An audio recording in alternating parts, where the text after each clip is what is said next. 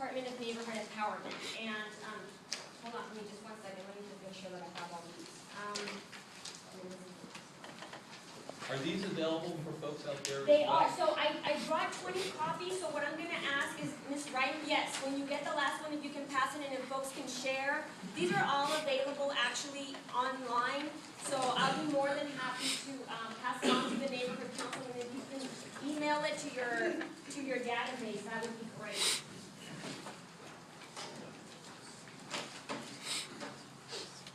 So really quickly, I'm a neighborhood empowerment advocate with the Department of Neighborhood Empowerment. I work with the neighborhood councils throughout the city of Los Angeles, specifically with those in the east and northeast area of the city of Los Angeles. There are 5 NEAs like me for 95 neighborhood councils throughout the city, from the San Fernando Valley all the way, so I'm talking Sylmar to San Pedro.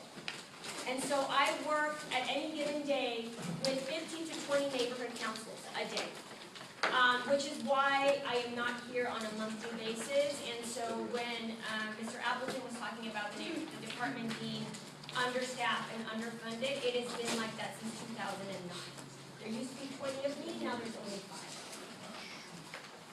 Having said all that, I want to actually thank the neighborhood council for obviously the commitment that you all have to your community and those community members that are here.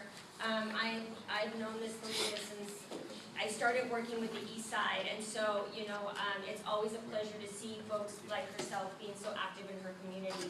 And so thank you all for being here. And I'm actually going to talk about quite a touchy subject. I mean, it's not touchy, it kind of is, but it's that very fine line. It's sort of dancing to a waltz in terms of how do you make a meeting as accessible and as participatory and as inviting as possible, yet establish rules and procedures to ensure that it runs smoothly and that you're not here for about 3 to 4 hours going back and forth about please not comment now, do comment now, And so I just really quickly want to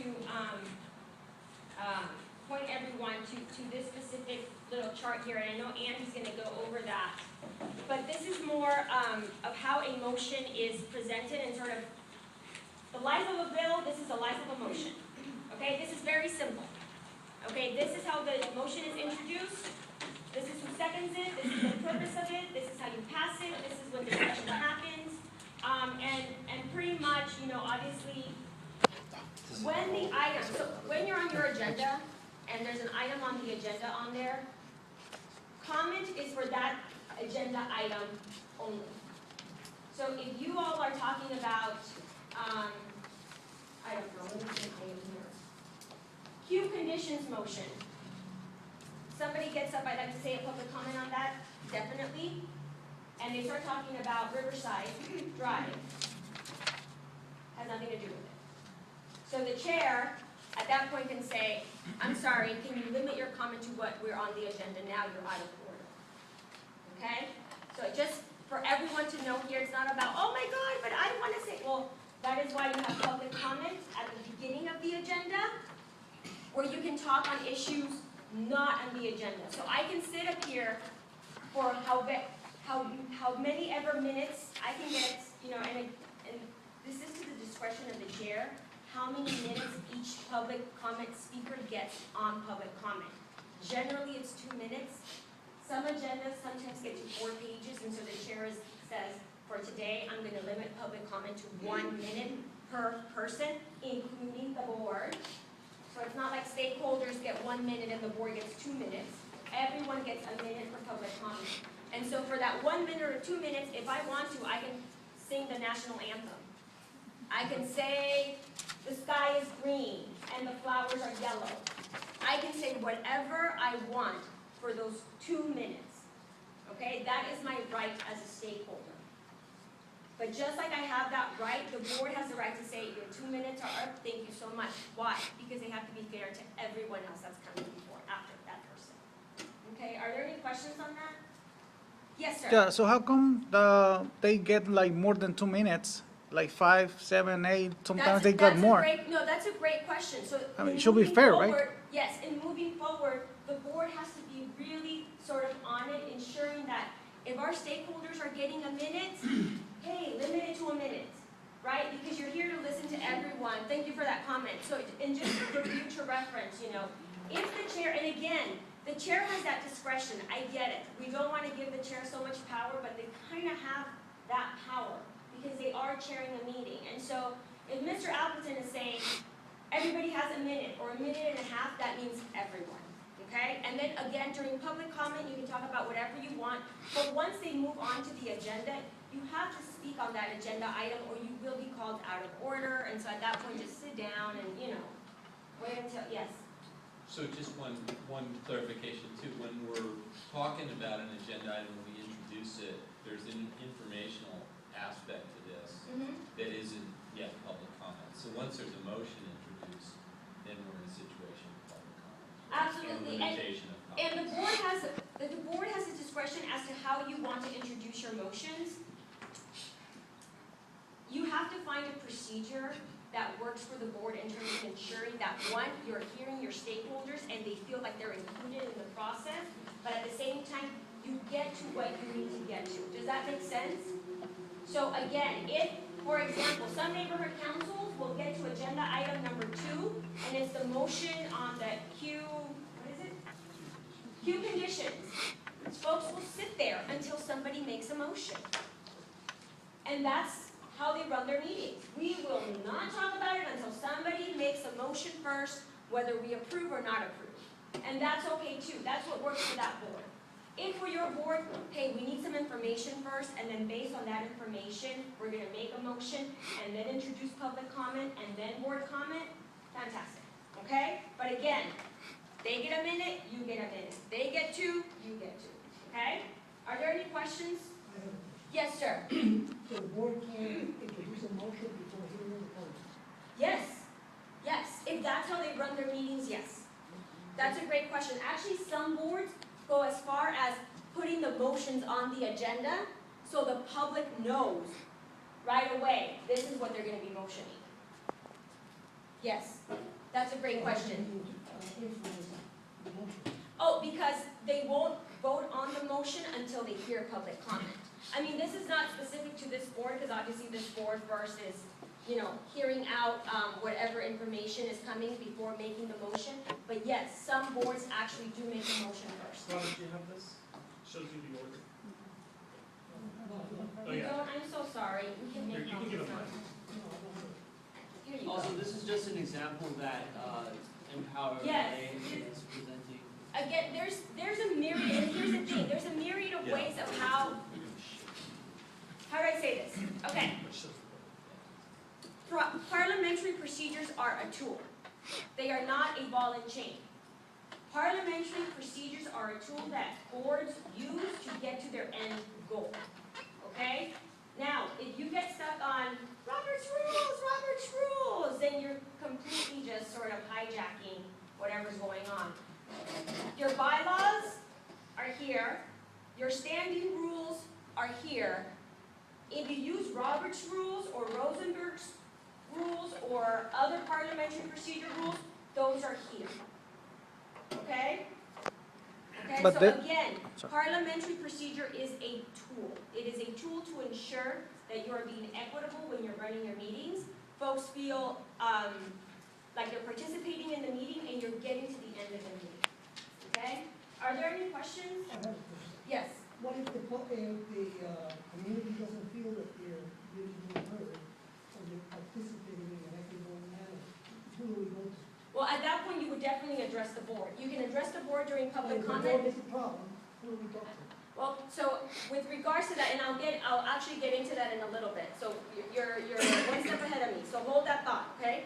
So all the tools has to be applied to the meetings all the time, right? Not just one, and I mean, No, so right, that's a great question. So again, the board should not be running January's meeting a certain way and then decide, February, we're gonna do it this way. Exactly. March, let's do it this way. I mean, there is a meeting procedure and protocol. that's right. My recommendation is that you all, and I think Andy has begun doing that, write it out.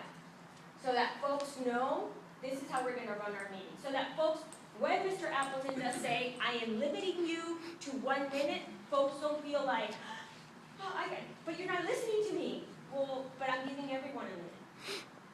Okay? All right, so just really quickly, and I'm going to use your agenda for today. There's another, agendas are for the public, okay? This is your go-to guide when writing your agendas. Okay, now, here you go. So the agendas, the board should be writing the agendas as if though you are a stakeholder and you have no idea what you're going to be talking about. So you're not on the board, whoever writes up the agenda, you're not on the board. How much information needs to be on this agenda so that Ms. Dominguez, let's say she's never heard of you guys, she's walking down the street and she's looking at the agenda, she will have some sort of idea as to what it is that you're talking about. I've had neighborhood councils that put on their agenda trees. What about the trees? Are you planting trees? Are you buying trees? Are you cleaning up trees? What trees? So, oh, well, we were going to buy trees for the local park. From who? For what? What day? How much? So again, in writing your agenda items, be very specific about who, what, where, when, and why. Okay? You know, again, giving the stakeholders enough information so that they know what it is that you guys are being discussed. Of course, I mean, the way that it's written now, it's Brown Act okay. I mean, you guys are not like violating any policy. Can you beef it up a little bit? Sure, anybody can beef it up a little bit. But again, it's thinking about your stakeholders when you're writing these agendas, because folks want to know, like, what if they really wanted to get 50 trees, and because they just saw trees, they don't know that they should be coming to this meeting to advocate for 50 trees. Okay? So, and again, they're posted 72 hours in advance for general meetings, such as this one, regular meetings, 24 hours in advance for special meetings. Okay? And I believe you all don't have a website as of yet? No? Okay, so make sure that you're still posting at your 5 posting locations. All right? And you're sending it to NC Support. Fantastic. All right. Can you name the 5 places for people who don't know? Sure. It's at the entrance to the Dickerson Employment parking lot, Juan's Market, Rick's Burgers, it's at the Garden on Blake Avenue, and what's the last one? The Elysian Valley Recreation Center. And also sometimes the public information box at the corner of Newell. And then also sometimes we overpost also to the rec center, so. Yeah, overpost. If you guys can, please do so, but make sure that you at least hit the 5. If you don't hit the 5, is that a Brown Act violation? Yes. No, it's not. One is it? It is not a Brown Act violation. If you don't hit the 5, it is a bylaws violation. It is a violation of your certification process. So when we get concerns, Alicia Valley Riverside only posted at 4 out of 5, it's a Brown Act violation. No, it's not. The Brown Act only requires 1 physical posting location accessible 24/7. The certification process that you all went through to become a neighborhood council required 5. Now, with the new BONC policy, for those of you who don't know, BONC, it stands for Board of Neighborhood Commissioners. They are the policy setting entity for the neighborhood council system. Recently, they came out with a new policy that requires neighborhood councils to reduce the number of their physical posting locations from 5 to 1, accessible 24/7. They have to post on their website, and they have to send it to our NC Support email to get posted onto the early notification site with the city. However, because some neighborhood councils still don't have that website where they can post up agendas, that then kicks them back to the 5 posting locations. And until you get a website, you have to do the 5, okay? And the fives are, can you repeat that? Sure. It is the Dickerson Employment parking lot entrance, Juan's Market, Rick's Burgers, the Garden on Lake Avenue, Elysian Valley Recreation Center, and The new old, public posting box. that's 6. Sealed. Yeah. Good. At least.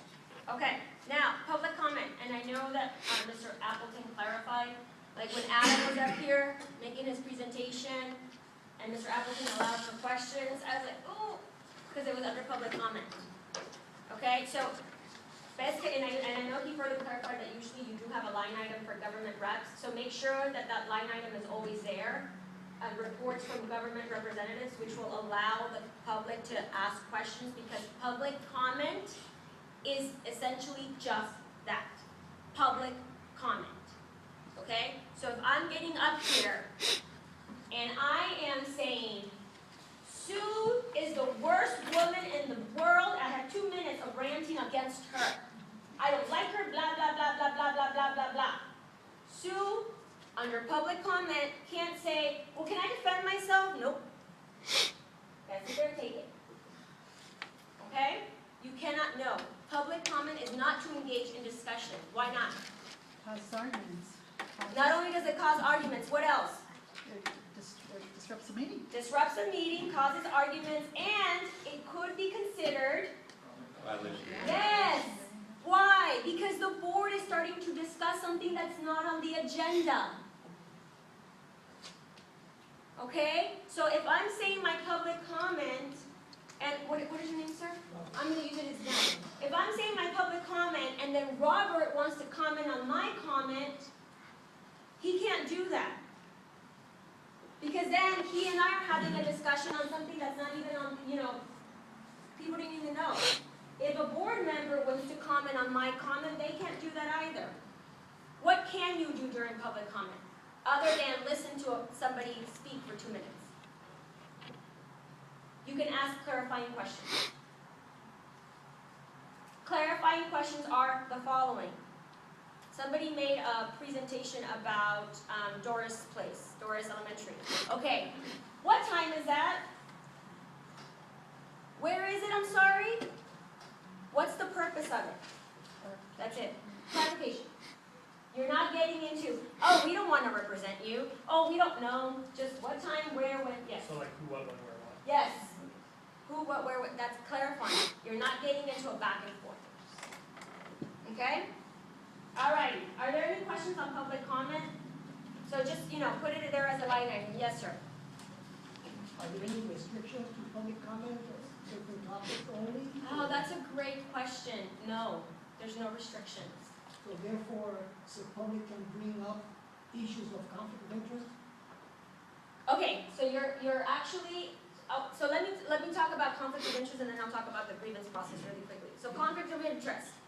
Who determines conflict of interest? So here, this board has been elected, appointed, selected by this community to represent the community. Okay, they're a quasi-city entity. There are quasi-political figures, okay, because they are elected, even though they're volunteers, and they pretty much they should be political figures. So they have to go through what's called the ethics training, right? I do it as well because I work with communities, so I have to go through an ethics training, meaning that I'm going to be as transparent as possible. This ethics training is good for 2 years. So every 2 years, as long as you're on this board, you have to renew the ethics training. And those folks that have taken the ethics training, it's actually on our website now. If you go to www.empowerla.org, all 95 neighborhood councils are listed alphabetically, and you can just click on the neighborhood council and look at the board members that have taken the ethics training and those that have not. I do want to say, we are not the quickest department to update our website, okay? So, if you go on there, before ensuring that, oh my God, so-and-so hasn't taken it, make sure you follow up with the board member. And board members, take a look at it every so often.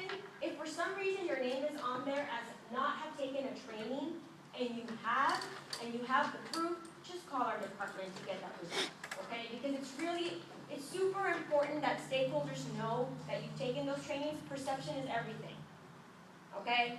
So, therefore, who can determine conflict of interest? That's it, city attorney. That is it. I can sit here, I can stand up and say, Mr. Anderson has a conflict of interest all meeting long, till my face is blue. That doesn't mean that he has a conflict of interest.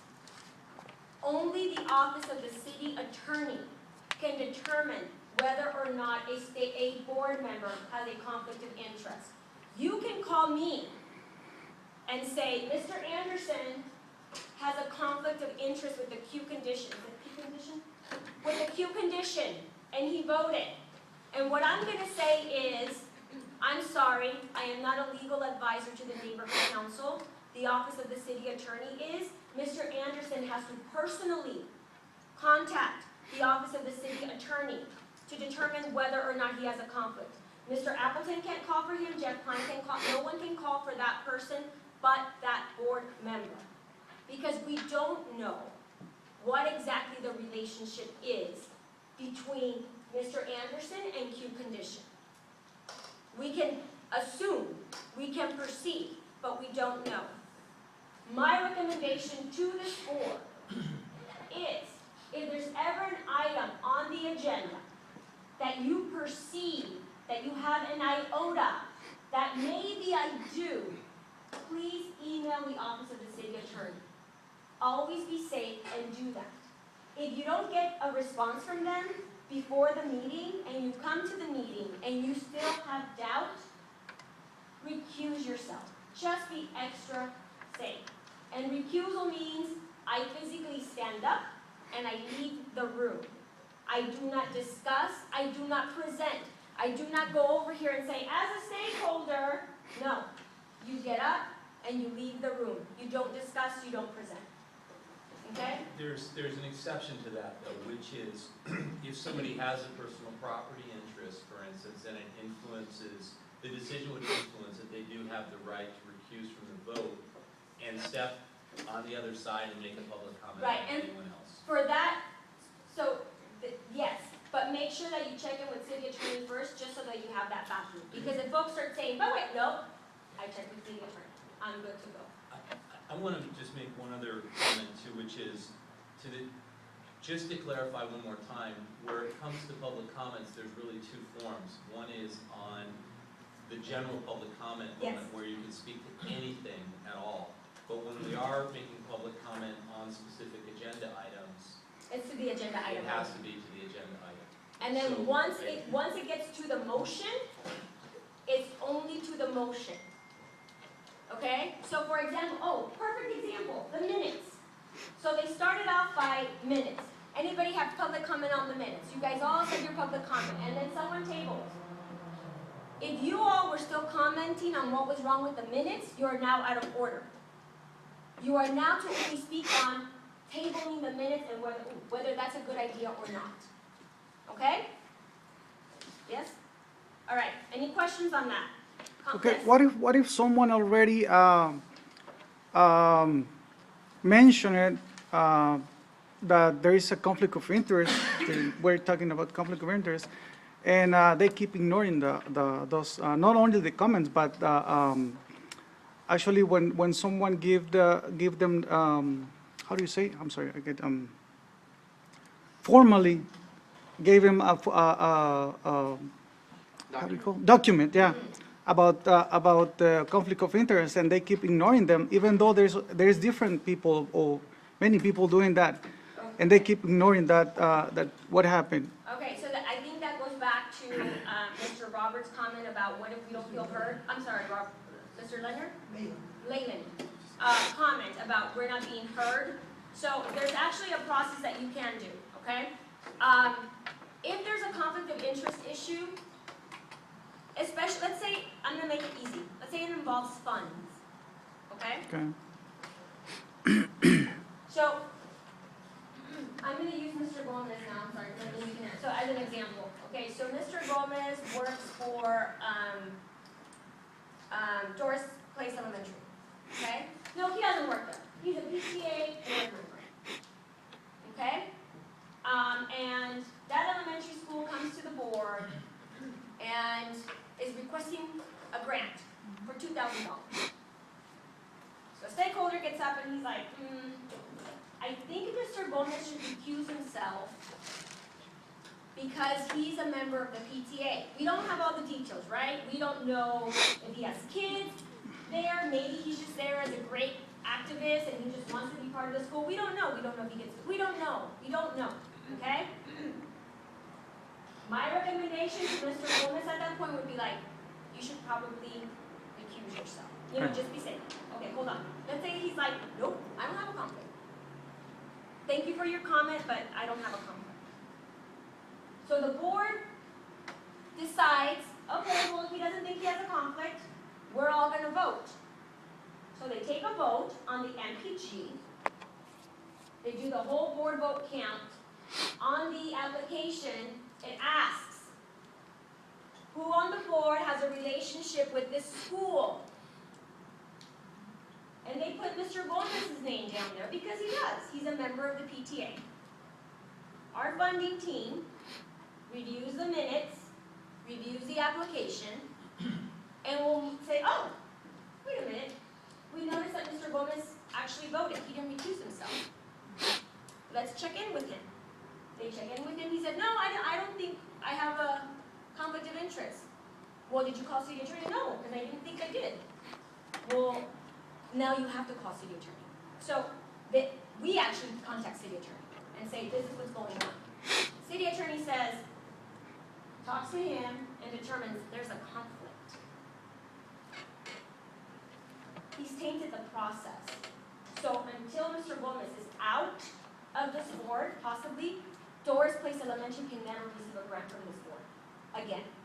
Okay, but what if one of the board members has a business that is, something to do with the public, and at the same time it's a member board? Right, so at that point, you can request that, you can say, wait a minute, I believe there's a conflict. And at that point, if there is a conflict of interest, that process has been tainted, regardless of what it is. So we are in favor of such and such development. Okay?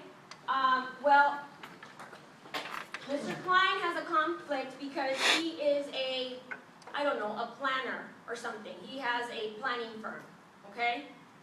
He has a conflict. No, I don't have a conflict. If there ever is, for example, at that point, if you truly believe that there's some policy that this board violated, you can submit what is called a grievance. I do want to say something about grievances, okay? A grievance is not against an individual. That's not a grievance. So if a stakeholder submits a grievance against Mr. Gomez individually, that's not a grievance.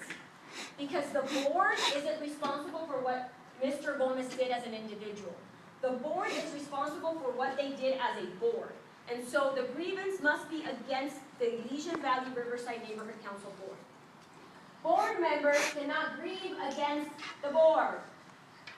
You're grieving against yourself. Okay? You are not allowed to do that because you're on this board. And so the reason why you're on this board is you have easier access to what gets on the agenda. So if Mr. Klein has an issue about meeting procedure, he can then follow up with his board and say, hey, can you put an item on the agenda to clarify meeting procedures?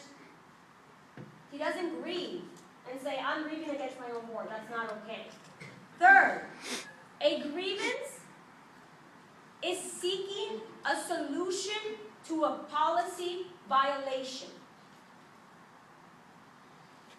Okay? So, a really clear, very clear violation. They didn't post per the Brown Act, which means they didn't even post at one location, accessible 24/7. And that is very clear. And they hold this meeting, and they take action, and Ms. Dominguez knows it happens. She submits a grievance, that is a clear violation, because as a board, they decided we're gonna violate the Brown Act, and we're gonna continue with this meeting. Okay? Now, when grievances are submitted, the board then has a process in their bylaws that they must follow to address those grievances. During that process, they may request advice from the office of the city attorney. Why? Because the city attorney is their legal advisor. And so, because grievances come in, doesn't necessarily mean that they're gonna merit anything. So some grievances, the city attorney may take a look at them and say, this isn't valid. There's nothing here to resolve. So you just get a response saying, thank you so much for your grievance, but you don't have any jurisdiction over it. Okay? So again, yes?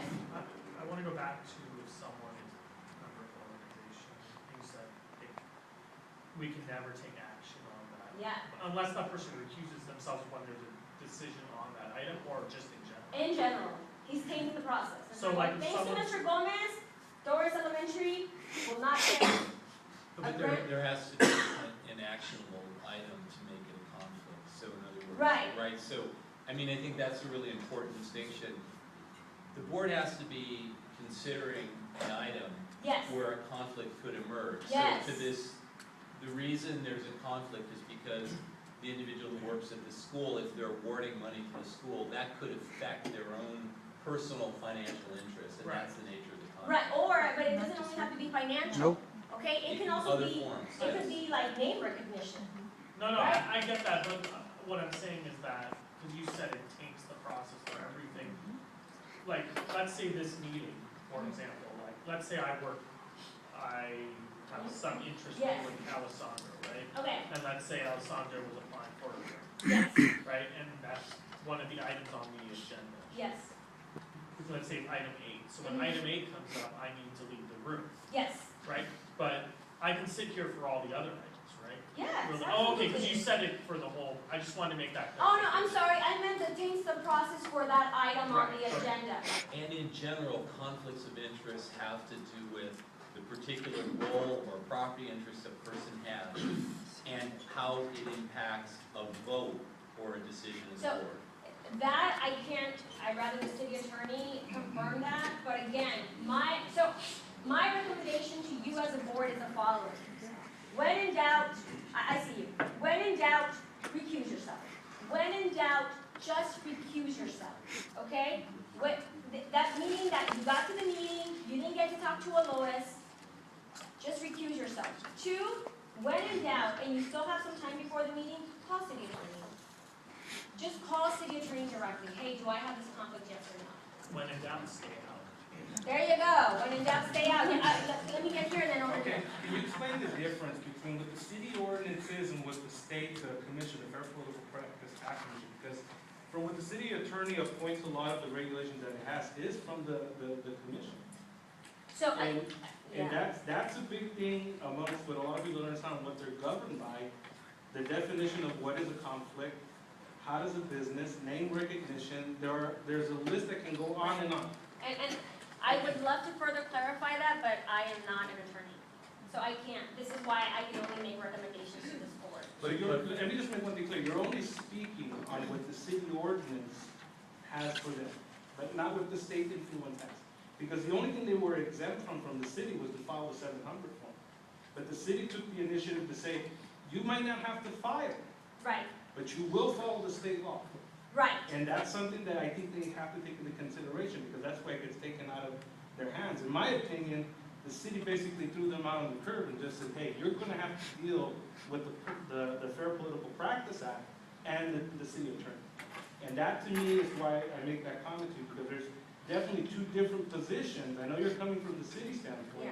but there is the state standpoint that does have many, many regulations that govern you guys, that are way different than what you're hearing here today. This is just something that's coming out of the city that this is, hey, it's up to you guys. Well, right, And the and- city attorney, you can contact them, but it's not gonna happen. So there's two different clear divisions here that I think from the city, because I've dealt with the city attorney on what the city does, but it's clear when you read the law how it's written. I think everything, even when they sent me from the Congress of Neighborhood Councils, on what the city attorney actually said about it, was that no, they're officials. And that they're gonna be looked upon at the state level. And yes, they can be prosecuted, they can be punished. But you know what, you don't have to fill out 700 forms. Well, that doesn't matter. You know, all the documents you can get are public documents of which you're going to need if you're gonna pull out an investigation. Right. But I think that's a clear point that I think in any time you present to any neighborhood council, please make that clear, because this is what causes a lot of confusion amongst the neighborhood councils and what actually is state law. Right, and I think, and thank you for that comment. Obviously, I can't make comments like those because I'm not a legal advisor. And so to state a comment like that, I would really not be doing a benefit to the neighborhood council because there wouldn't be any follow-up, which is why we do have Office of City Attorney actually doing regional trainings, such as the ethics training, so that they could be better equipped in answering that. But thank you for that. But I think it's very important to say, because it would not be accurate to say this, the city attorney's office vets the neighborhood council charter and all the rules that guide neighborhood council with respect to the Brown Act and the Fair Political Practices Act. We are under those, and so every bit of neighborhood council procedure is vetted in those terms. There's no separation in California between what's done at the state level and what's done at local levels. Right. So when we get that consult, what the city attorney is consulting with us on is that we're conforming with those laws. Oh, no, absolutely. And- And I can't speak, I mean, obviously, I don't know exactly what it is that Alois or Darren or, Carmen would be asking specifically. But yes, believe, if there is something that, your position may be violating some sort of policy that could possibly get you prosecuted or get this board in trouble, they'll find it. And so, thank you for that clarification. Are there any other questions? I know I can't really get into, if it's general about conflict of interest. Mr. Appleton just made a comment that I think is disingenuous. You mentioned that a stakeholder can bring up issues of conflict of interest before the board, and he or she has a right to do so. Yes. And up to now, we've been silenced by the board, prevented from making those comments regarding conflict of interest, and in fact threatened with eviction from the board meeting if we continue speaking within those 2 minutes. Okay. So there's a conflict with what you are saying and what Mr. Appleton is saying, and I'd like it to be clarified. So next time I discuss conflict of interest, in the best interest of this board, mind you, I will not be Right. silenced, which I consider that censorship, trying to protect the perpetrator, basically. Okay. And also it is infringement upon my right to free speech. So let me just further clarify on that. While as a stakeholder, if they are coming before an item on the agenda that you believe a board member may have a conflict on, you may say, I believe so-and-so has a conflict of interest. Thank you for your comment, for 2 minutes or 1 minute. However, the board decides whether right or wrong, how they proceed. If they do it the wrong way, they deal with those consequences. But I can speak for those 2 minutes. Right, you can speak for however time, but again, in going, so I can explain So, why for I feel example, that I think that let's say again, the Q condition and with Mr. Anderson, right? So the Q condition is up there, he's a developer of some sort, I don't know, okay? And so the item is on the agenda, and Ms. Dominguez brings it up, I think Mr. Anderson has a conflict of interest. And goes on as to why, for the 2 minutes. Thank you so much for your comment, moving on. Gets up again. I do believe he has a conflict of interest. You just spoke on that. The chair is running the meeting. They've heard your comment for 2 minutes. They are going to decide how to proceed. If there is a conflict of interest, eventually it gets found out somehow and they've tainted the process, then they will deal with the ramifications that come along with conflict of interest, whatever that may be. But if stakeholders continue on the same topic throughout the entire motion, it can be disruptive to the meeting. Because the chair finds himself, thank you, so, please sit down, please sit down, please sit down, please. So again, folks, it's about, you have the right to comment publicly, to public comment on items that are coming before this board. But at the same token, the board must move the meeting forward. And so if you have stated your comment for the minute or the 2 minutes that are allowed by the chair, you've been heard. Whether they do what you want them to do or not, you've been heard by the board. And so if they move forward with something that is not correct, that is violating some sort of policy, you can grieve. You have the right to grieve, which means that they have to go back to their grievance process, follow this long process, and they might have to redo the whole motion again. That could be a solution. So if they're violating the Brown Act, and Ms. Dominguez is in here till her face is blue about how you're violating the Brown Act, and they continue with it, they continue with the meeting, and she files a grievance, guess what's going to happen? You got to redo the entire meeting.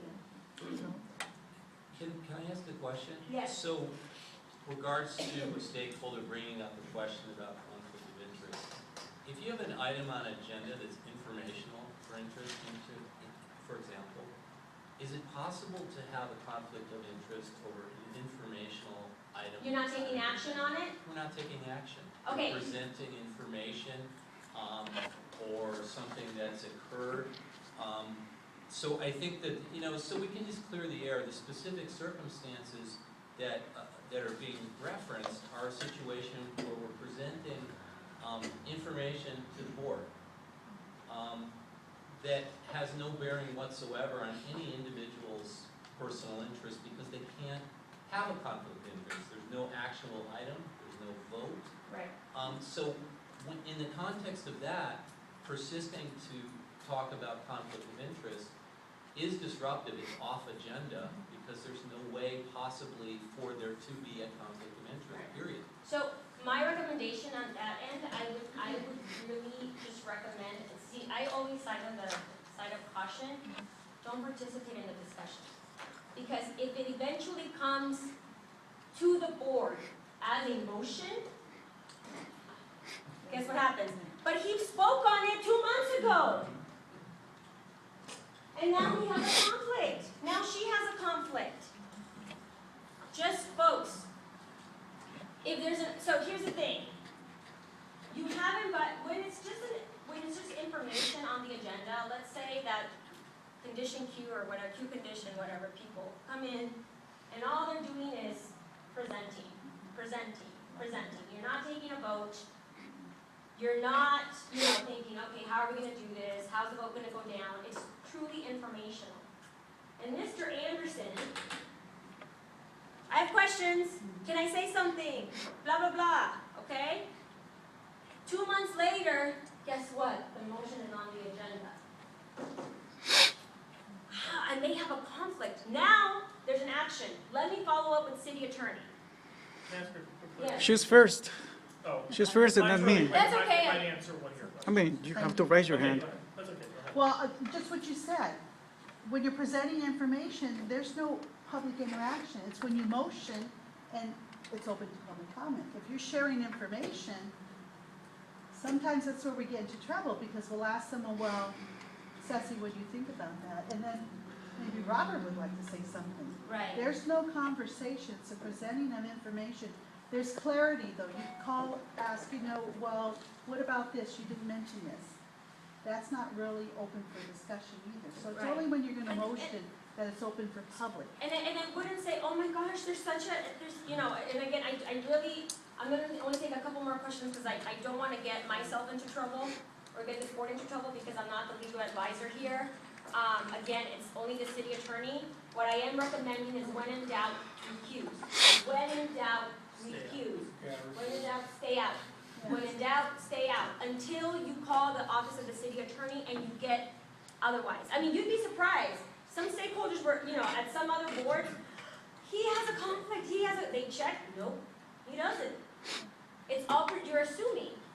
You know, I the just city want to- attorney provide a statement, because. I was- I Great just want to question. finish, I just want to finish mine. Yes, please. So, again, when you're sharing information, and all the board members get to discuss it, but the public is asked, that is the same situation. You're opening up to discuss, not share, but yet the public is cut out. You mean at a meeting? Yeah, where there's no motion to vote for anything. It's just a sharing of information, right? No, except we So always what, take public comment on the agenda item regardless of whether it's gonna be action. But that's at the beginning, public comment. Good. So you Yeah, it's take nothing on what public we're comment, talking. we Yeah. discuss the agenda. If there's a motion, then we will take public Right, comment. but if there's just So a sharing of recommendation, information. again, in moving forward with meeting procedures, if there, an item is just informational, maybe you can just say, we will take 3 questions from the public, instead So, of comments. yeah, but it depends on the information, right? Because it's something like, that's gonna be good for the community, that's good. But what if the information it's has to do with personal business from a board member? That's way different. There's no vote. Well, that's what I can't speak to that. I don't know. Again, that person would have to call the office of the city attorney. I mean, it's I can't Having- say, yes, you're right, no, I'm not a legal advisor. Yes. So I think what they said in the beginning, anytime when a case comes up of conflict of interest, if anybody states, let's say like a collaborative with somebody, and then that motion comes up on the board later, it can be. So then it becomes, in their best interest, they should not really say anything.